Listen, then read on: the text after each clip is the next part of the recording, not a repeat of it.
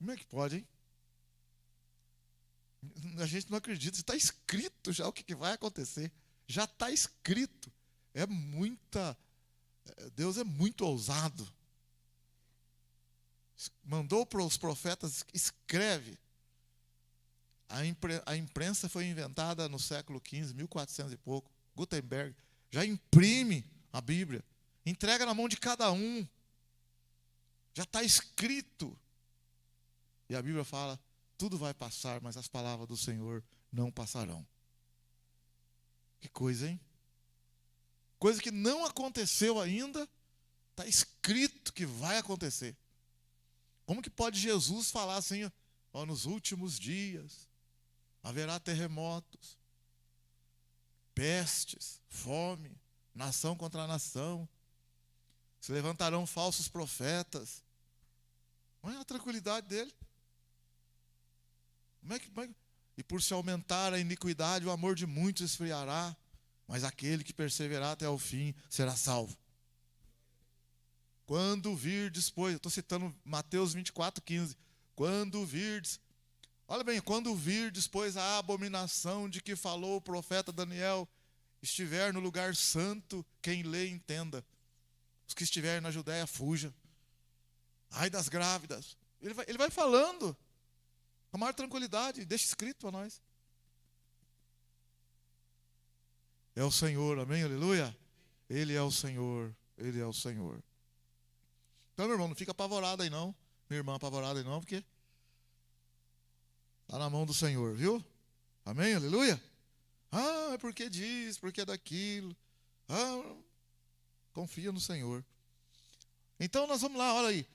Todos os livros da Bíblia apontam para Jesus. Em Gênesis, Jesus é o quê? Relembrando aí, nós estamos terminando. Nós estamos no livro de Zacarias, estamos terminando. Em Gênesis, Jesus é o quê? A semente da mulher. Em Êxodo, Jesus é o quê? O Cordeiro Pascual. O bonito é a gente saber o porquê que era. Eu não consigo falar agora, eu vou ficar uma hora falando, explicando para vocês, eu não entro no Zacarias. Mas você tem que saber, por que ele é a semente da mulher? Por que ele é o Cordeiro Pascal? Levítico. Sacrifício pelo pecado.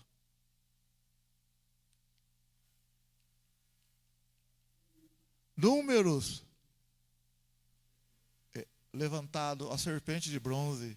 Ele mesmo fala no Evangelho de João, assim como Moisés levantou a serpente de bronze, e todo aquele que olhava era curado, assim também, todo aquele que olhar para o Filho do Homem será salvo. Amém, aleluia. Que coisa linda, hein? Só Jesus é. No livro de Deuteronômio, ele é o cumprimento da lei. Livro de Josué, ele é o nosso general, é Cristo. Juízes, ele é nosso libertador. Ruth, parente redentor, ele é o nosso Boaz, nosso remidor. 1 Samuel, a raiz de Jessé, sumo sacerdote. Que coisa linda, hein? 2 Samuel, ele é da descendência de Davi.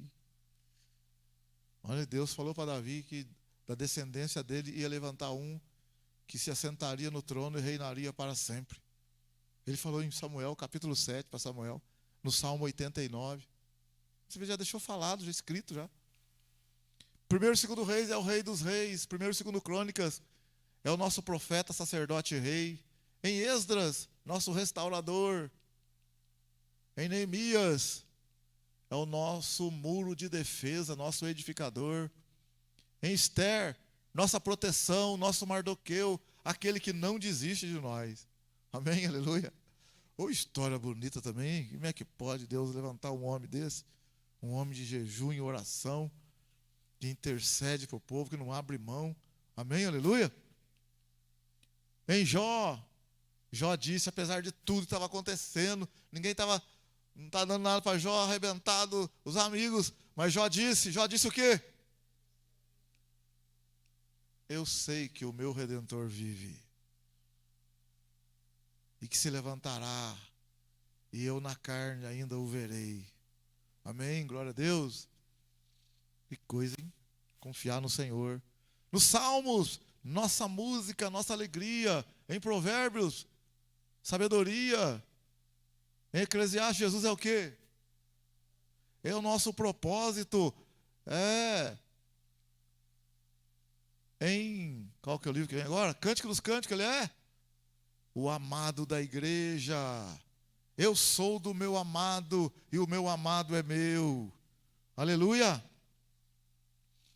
No livro de Isaías, Emanuel, Deus conosco, conselheiro, príncipe da paz, pai da eternidade. Ele é o servo sofredor. Jeremias, Jesus é. Jeremias e Lamentações, faltou ali. Jeremias e Lamentações, tá? Tá faltando, acho que não salvou lá. Jeremias e Lamentações é aquele que chora por nós. Ezequiel é aquele que faz os ossos secos viverem novamente. Ezequiel, esses ossos podem viver? O Senhor que sabe. Tu sabes. Profetiza, Ezequiel. Amém? Aleluia? Profetiza e diga para os ossos. Ossos secos, revivam. E os ossos começou a se mexer e a encostar um osso no osso, um osso no outro osso. Amém? E veio e foram juntando carne, pele. E estava ali o corpo, e o Senhor falou: assopre, profetiza que o Espírito vem.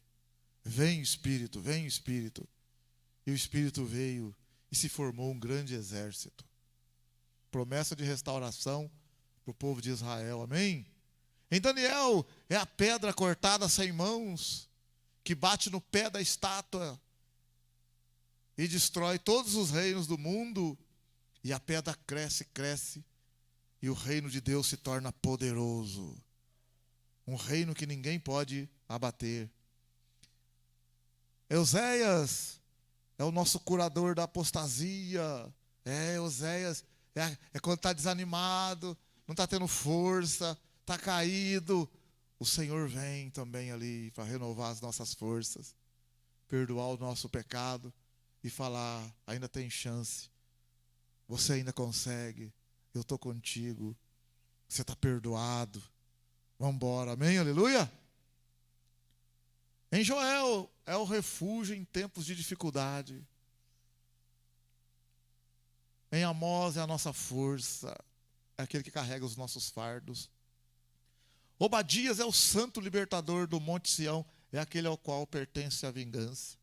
Obadias é quando, quem lembra Obadias é quando, o que Obadias fala?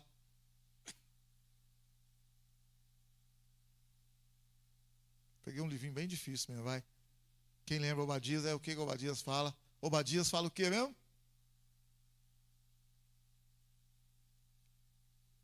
Obadias, o Senhor repreende a Edom. Quem é Edom mesmo?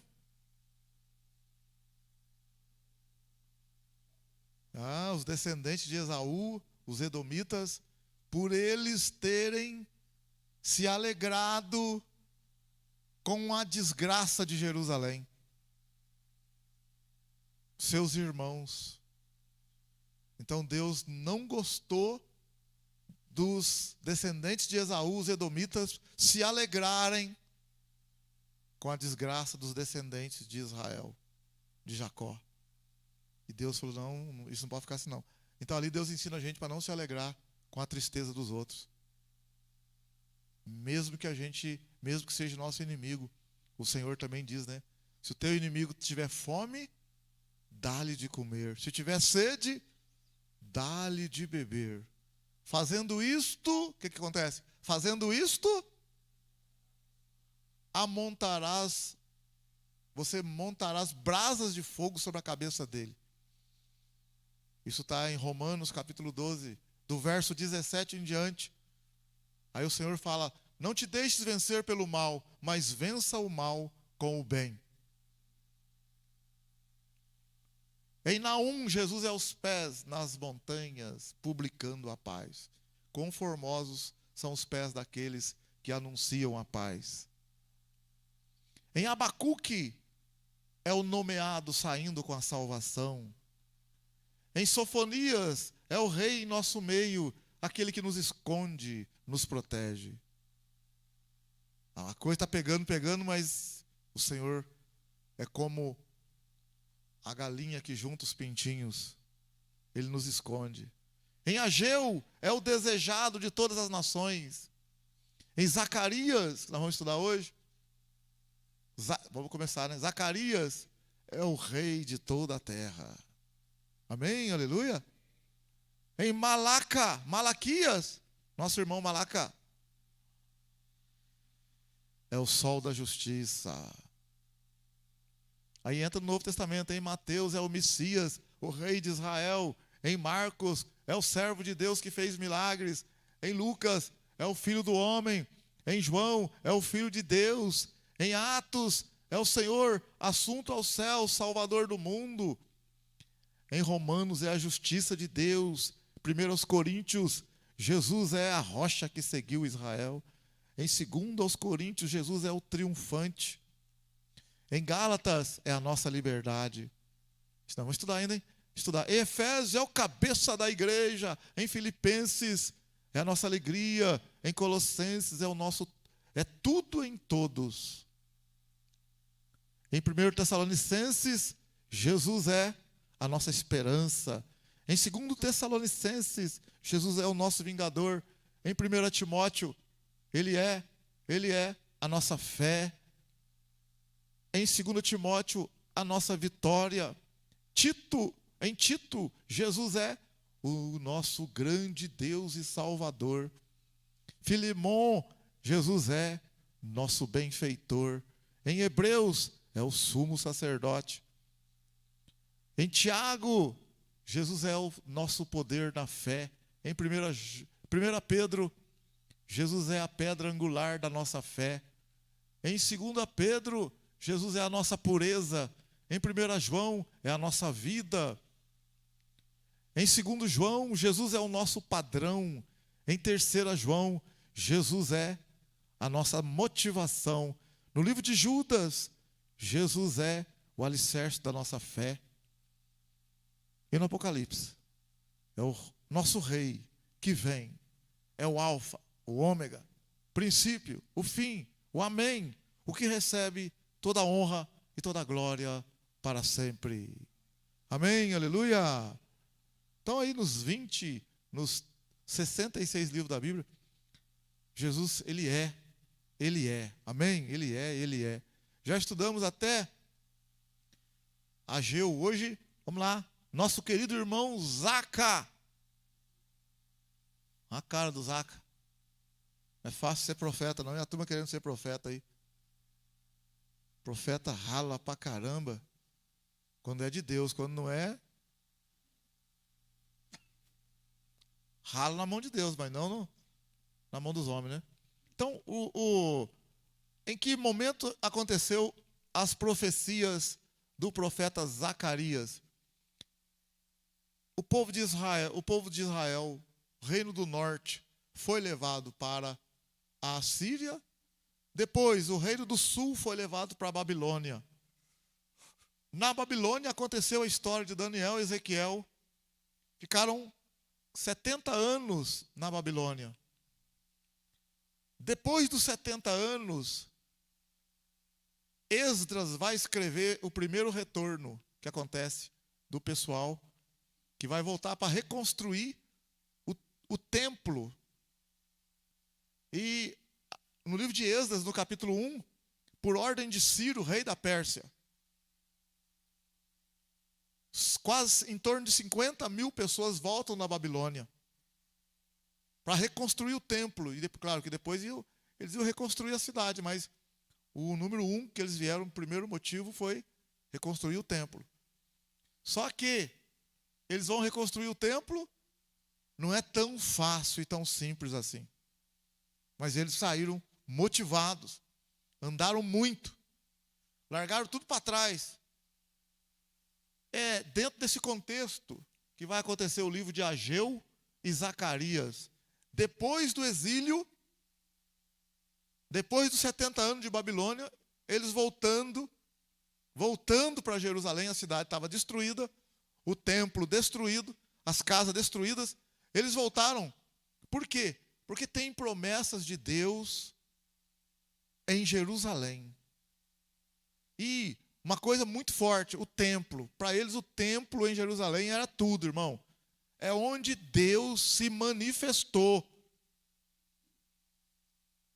Quando eles inauguraram o templo, a glória de Deus, a presença de Deus entrou no templo. Então o templo era sagrado. Eles davam muito valor nisso, irmão. Sagrado o templo. A presença de Deus esteja ali. Foi testemunhado pelo sacerdote e pelas pessoas. Estava fervendo de gente. Todo Israel desceu para inaugurar o templo com Salomão. Estava fervendo de gente, sacerdote. E quando Salomão orou, ninguém ali perto do templo, dentro do templo, conseguiu parar em pé por causa da presença de Deus. Então foi uma coisa que marcou o povo de Israel. O templo é sagrado. Deus está presente aqui. Nós vimos. Os sacerdotes viram, as famílias viram. Os levitas que estavam ali testemunharam. As pessoas viram, não tem ninguém. Não, nós vimos. Então o templo é sagrado. Amém? Aleluia? Então foi dentro desse contexto aí, de destruição do templo, que eles acharam que o templo nunca ia ser destruído, porque... Então eles acharam que podia fazer o que quisesse. Eles pecavam, e como não acontecia nada, nós lemos aí domingo aí, né? Como não se aplica o juízo imediatamente após a pessoa pecar, então eles estavam empurrando com a barriga. Não a geração que viu a presença de Deus ali, mas a geração depois. Esse é um problema, irmão. As gerações seguintes ficarem enfraquecidas. A responsabilidade do pai e da mãe, nossa, é muito grande. Se a gente, como pai, está frio, imagina o filho, imagina o neto. A mãe está fria, o pai está frio, imagina. Já não é fácil para nós ficar firme com Jesus, por causa da pressão do mundo, por causa das tentações. E a gente bambeia, imagina o filho, vendo o pai, o pai não vai, o pai está vendo televisão, o pai não sai de frente da televisão, o pai não sai da frente do jogo, o pai não sei o quê, o pai, o filho é dali para pior. Só um milagre mesmo para fazer uma grande obra ali. Por isso que você, às vezes, tem que se esforçar para Deus avivar o teu coração. Aliás, o avivamento começa. Sabe como começa o avivamento? Sabe como que começa o avivamento? Com arrependimento. Primeira coisa, arrependimento. É ali que começa o avivamento. Aí vem o joelho no chão. E vem o temor a Deus. E a busca racional. Irmãos, a gente vai orar no monte, aqui na igreja. Você está orando, irmão, não está sentindo nada. Está orando. Pela fé, tem que estar orando. Senão desanima. Parece que o céu tem hora tá de bronze. Parece que a oração não vai para lado nenhum. Mas nós não podemos parar, tem que estar firme ali, firme. O Senhor nunca prometeu que a gente ia sentir sempre a presença dEle. Mas Ele prometeu que estaria presente sempre. Amém? Aleluia? Independente se eu estou sentindo ou não, Ele está presente. Estou orando, não sinto a presença de Deus. Ele não falou que você vai sentir mesmo. Ele falou que estaria presente. Amém? Aleluia? Sentir já é uma outra história. Se Ele quiser, pode até acontecer. Então a gente tem que confiar na palavra. Muitas das vezes, igual nós pregamos um dia desse aí, nós estamos andando pelo que a gente está sentindo, não pelo que a gente está crendo. Estou sentindo isso, e daí eu deixo de fazer uma coisa, porque eu estou sentindo um negócio. Nós pregamos aí, irmão, você está sentindo, você não vai fazer porque você está sentindo. Meu irmão, faça, porque você não deve fazer ou não fazer pelo que você está sentindo, mas pelo que você crê. Josafá temeu, sentiu medo, mas ele creu. Mesmo sentindo, foi lá e orou. Me buscou. E não arredou o pé. Joelho no chão, vamos lá. Você está sentindo um negócio ruim? Estou. E daí que eu estou sentindo? Eu creio em Deus. Eu creio que Ele é maior. Igual eu falei para vocês nessa casa que eu fui lá, o clima estava ruim. Estava ruim o clima. Na questão de sentimento, vou falar aqui, sentimento, estava ruim demais. Credo Deus Pai.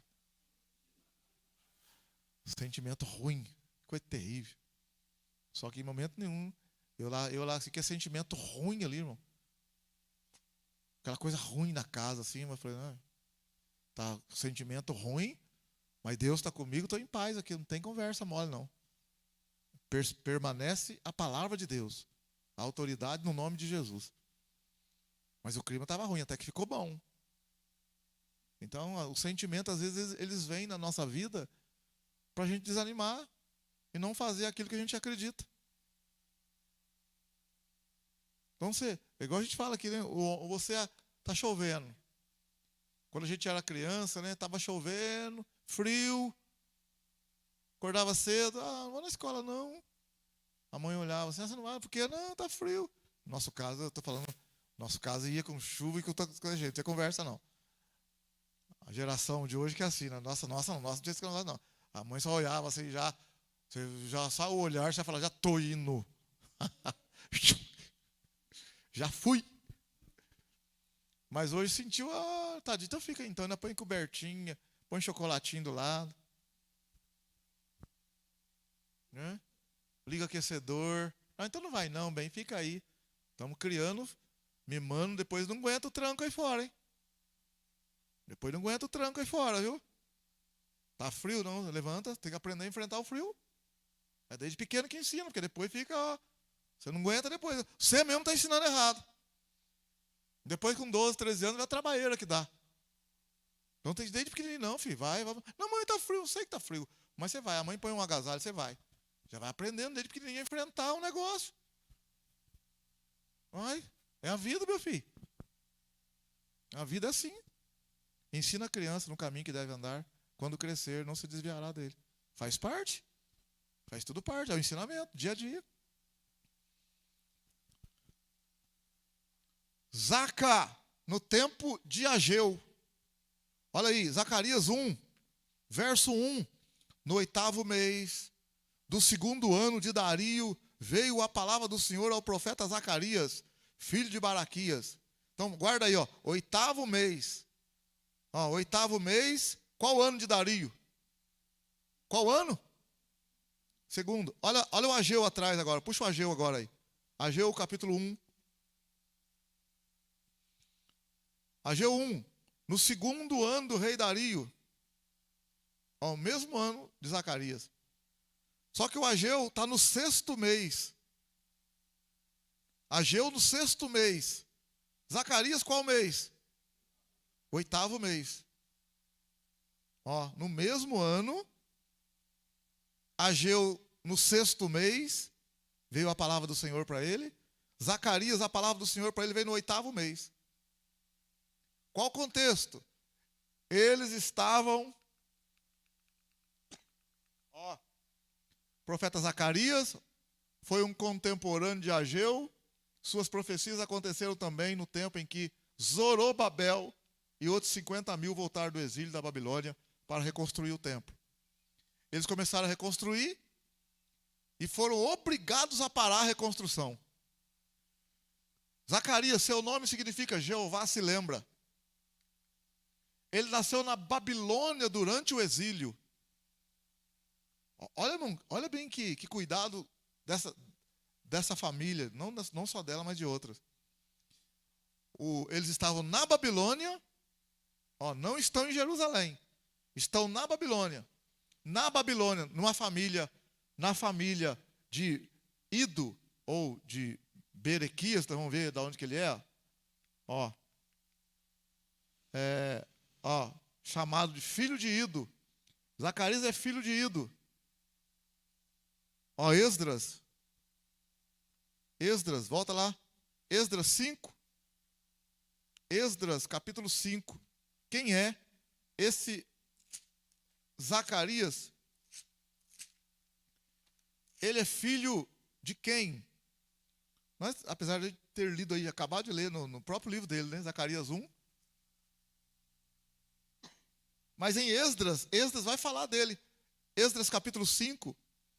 Ora, verso 1, o profeta Ageu e o profeta Zacarias, filho de Ido, profetizaram aos judeus que estavam em Jerusalém, em nome do Deus de Israel que estava sobre eles.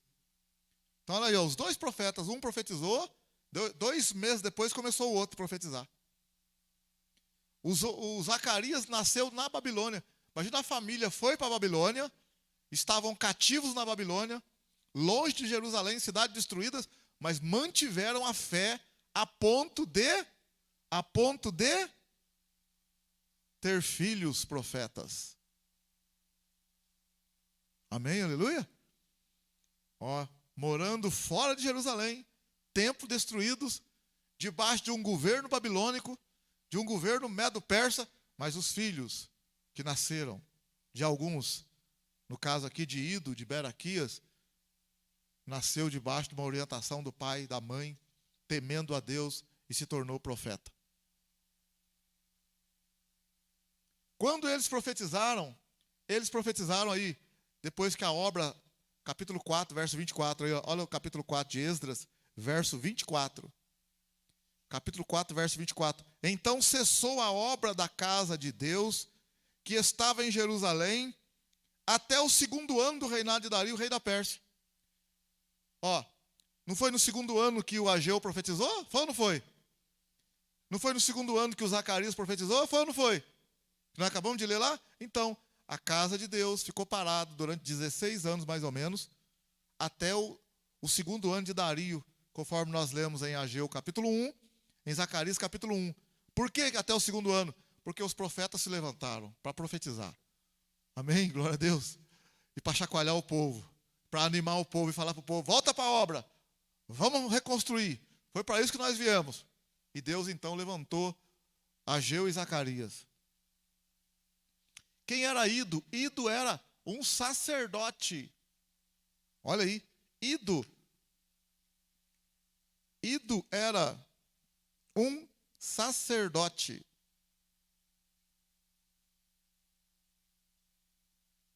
Isso eu vou descobrir em Neemias capítulo 12. Em Neemias capítulo 12, quando Neemias aqui vai fazer a lista daqueles que voltaram muito tempo atrás. O Neemias não viveu nessa época de Zorobabel e de Ageu, não. O Neemias não viveu nessa época. Mas ele registra. O Neemias capítulo 12 registra os primeiros que voltaram. Tanto ele como Esdras registram. Olha para você ver Neemias capítulo 12. Ele escreve assim, ó, verso 1. São estes os sacerdotes e os levitas que subiram com Zorobabel, filho de Sealtiel, com Jesua, Seraías, Jeremias, não é o profeta Jeremias, não, é outro, hein? Esdras, Amarias, Maluque, Atus, Secanias, Reum, Meremote, ó, Ido, é esse Ido aí, ó, Ido, Gineton, Abias. Ido era sacerdote. Amém, aleluia? Ó, voltando para você ver, ó, o capítulo 12, verso 1, ó, são estes os sacerdotes e os levitas que subiram com Zorobabel, filho de Sealtiel. Ele está citando aqui o que está em Esdras. Esdras, volta de novo, Esdras 5.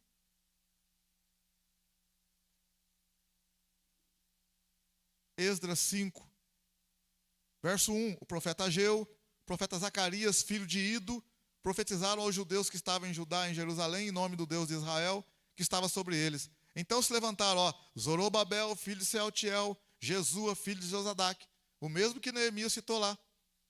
E eles começaram a construir a casa de Deus que está em Jerusalém. E com eles estavam os profetas de Deus que os ajudavam. Então os profetas estavam ali ajudando os dois profetas ajudando na palavra do Senhor, para que o povo não desanimasse.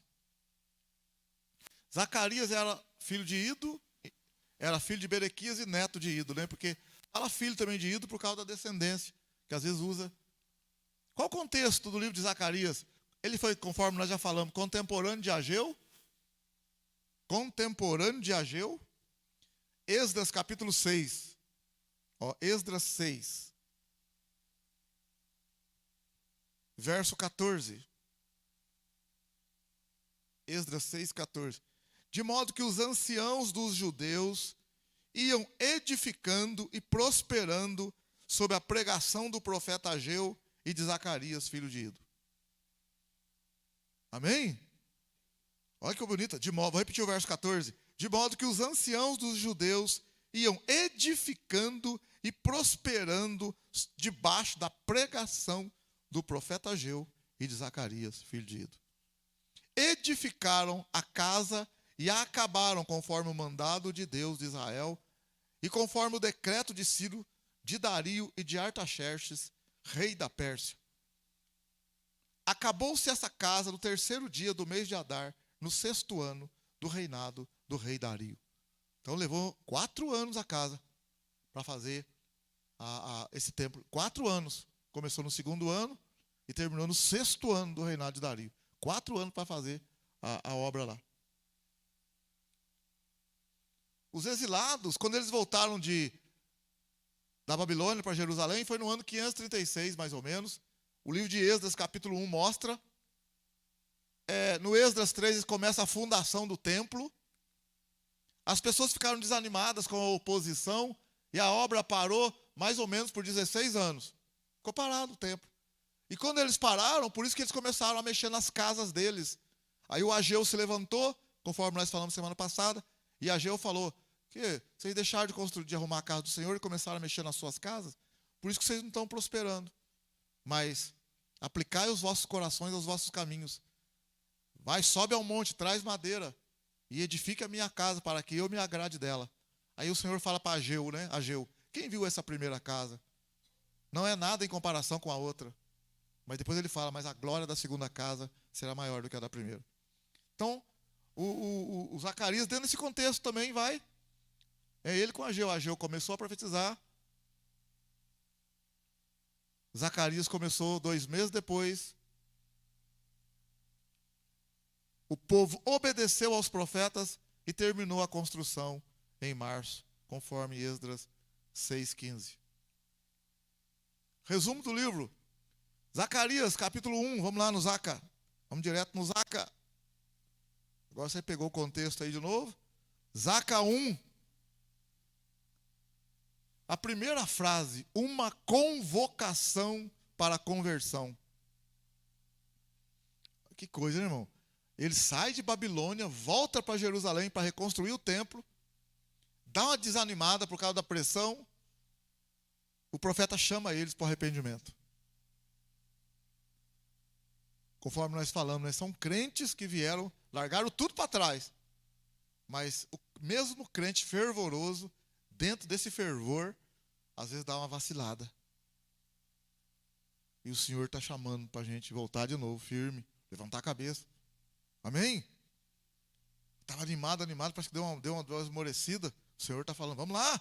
Olha o versículo 2, Zacarias 1:2. O Senhor se irou em extremo contra vossos pais. Portanto, dize-lhes, assim diz o Senhor dos exércitos. Olha o que Deus mandou falar. Ó. Voltai para mim, diz o Senhor dos exércitos, e eu voltarei para vós, diz o Senhor dos exércitos. Deus falando para o próprio povo dele, voltai para mim. Vocês deram uma desviada, saíram de Babilônia para reconstruir o templo, começaram bem. A pressão veio, a aflição veio, desanimaram. Começou a fazer outras coisas. A sociedade fez pressão, enfraqueceu a igreja, enfraqueceu os irmãos. E o Senhor está falando, ué, vamos lá, vamos de novo, vamos pegar? Não sei o que está enfraquecendo você aí, meu irmão. Mas Deus está falando, vamos pegar de novo, firme? Amém ou não? A pressão está grande, vamos pegar de novo? O Senhor está falando, voltai para mim, diz o Senhor. Para quem ele está falando? Para o povo que saiu de Babilônia, foi para Jerusalém, para reconstruir o templo, começaram a reconstruíram o altar, deram glória a Deus, ficaram felizes, mas o inimigo veio e pressionou, parou tudo. Olha, o crente foi parado pela pressão dos inimigos. 16 anos, mais ou menos. E o Senhor levanta o profeta para aquele mesmo povo. Ei, o que aconteceu com vocês? Esfriaram por quê? Deus está falando para nós. Esfriou por quê, meu irmão? Minha irmã? Por que você esfriou? Por que parou? Por que está desanimado? Vamos lá? Voltai para mim, diz o Senhor, e eu voltarei para vós. O que Tiago fala na nova aliança? Em Cristo Jesus. Aqui eu estou no Antigo Testamento, mas no Novo Testamento é em Cristo Jesus. Tiago, capítulo 4.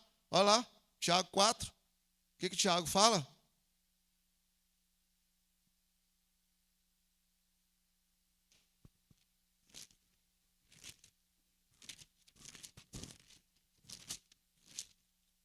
Tiago 4,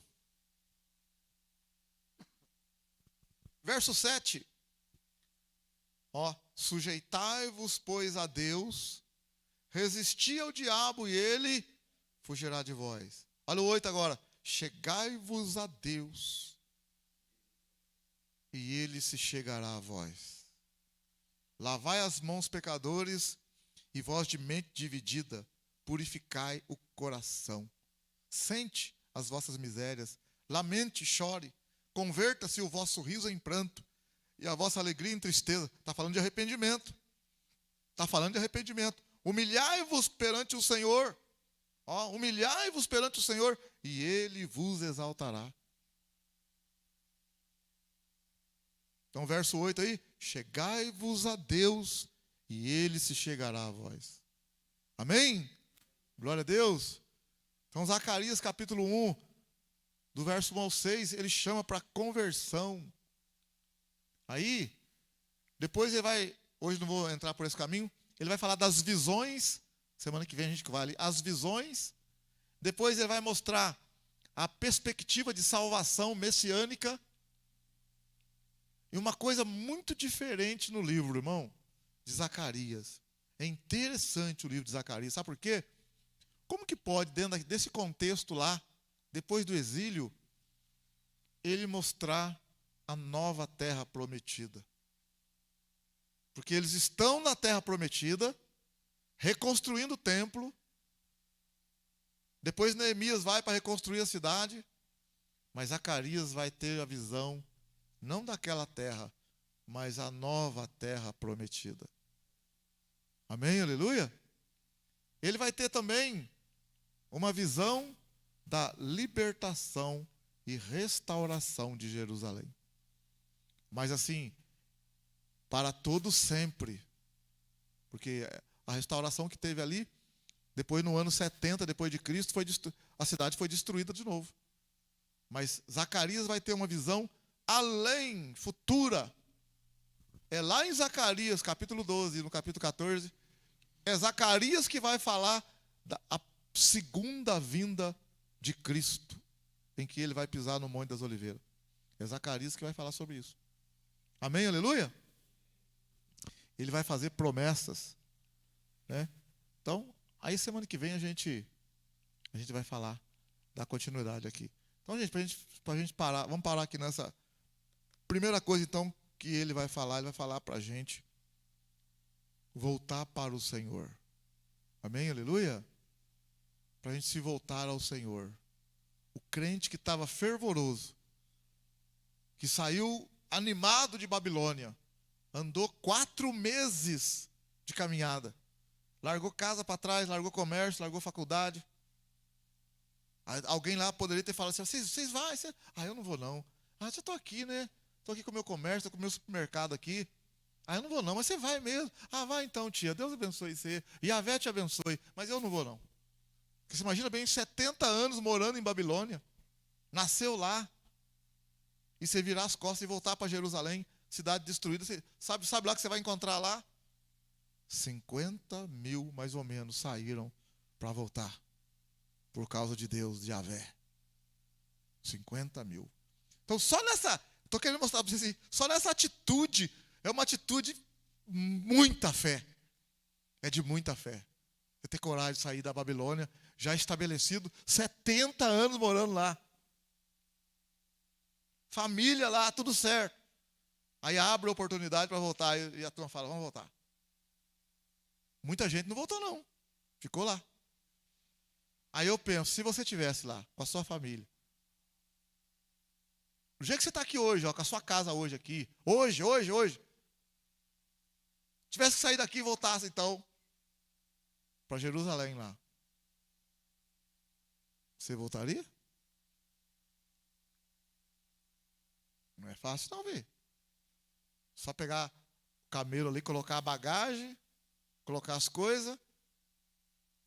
Tudo que você tem não tem banco para você depositar. Tudo que você tem, você vai levar com você. Se o inimigo pegar no meio do caminho também, assaltante, acabou tudo. Você com a sua família vai embora. Porque tem promessa de Deus lá em Jerusalém. Ah, mas eu não vou não sei o que e tal, vou ficar por aqui mesmo. Muita gente ficou, irmão. Muita gente ficou. Mas esse grupo foi. Chegaram lá, começaram a reconstruir o templo. Os inimigos vieram, pressionaram. E a Bíblia fala com violência, obrigaram eles a parar. Eles pararam. Você imagina bem quando eles pararam e estão mexendo nas suas casas, justificando, justificativa. Ah, nós tentamos, né? Mas não deu. O governo não quer que a gente construa. O prefeito não quer que construa. As autoridades não querem. Como é que a gente vai fazer? Então vamos fazer o quê? Vamos mexer na nossa casa. Ó, bem, ó. Debaixo de uma situação que parece legal, Deus levanta os profetas e fala: vocês estão passando apertado aí, então? Então, sabe por quê? Por causa da minha casa lá. Vocês abandonaram. Senhor, mas não tem como, governo, não sei o quê. Então, pois é.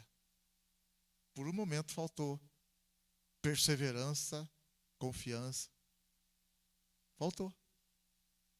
Não, porque na segunda vez, quando os profetas Ageu e Zacarias falam com eles, depois você lê na sua casa o capítulo 5, os mesmos que fizeram parar no começo, na primeira vez, vieram de novo com pressão.